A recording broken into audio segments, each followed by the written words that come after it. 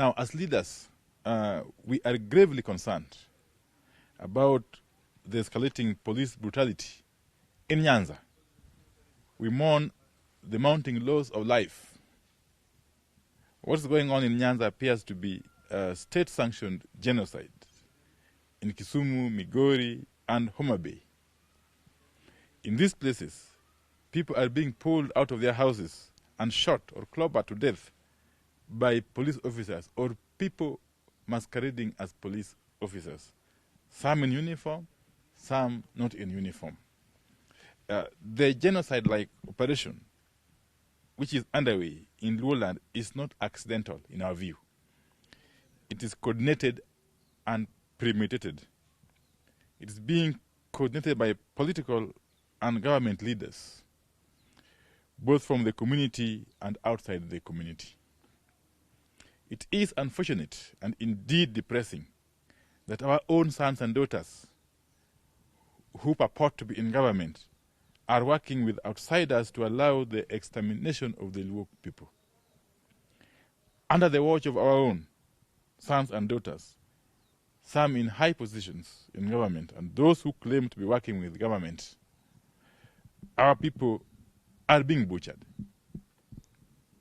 What is being done to our people here, under the watch and supervision of our own sons and daughters, is only similar to what was done to the Jews in Europe by Adolf Hitler.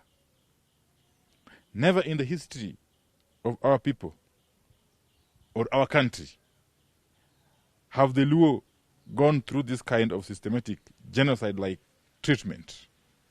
What is going on now is way beyond what happened in 1969 or the tribal clashes of 1991-1992.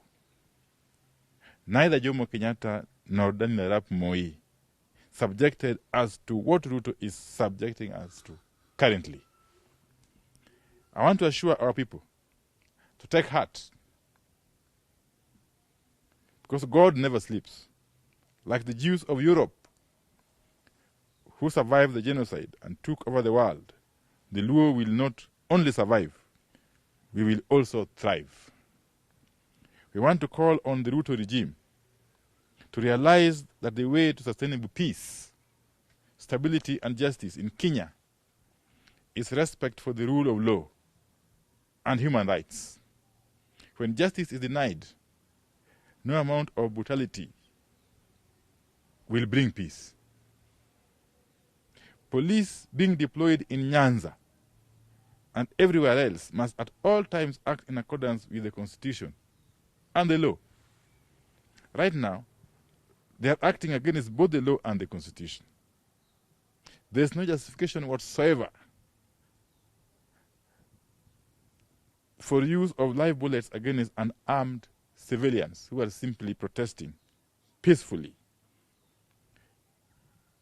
There can be no justification whatsoever for police to pull people out of their homes and shoot or clobber and kill them, as police are doing currently in the Luo Nyanza region.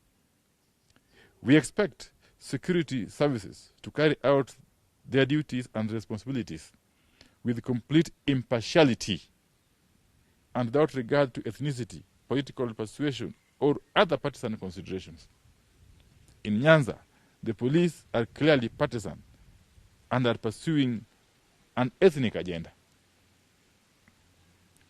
The deployment of the police officers in Nyanza depict a determination by the state to perpetuate ethnic cleansing.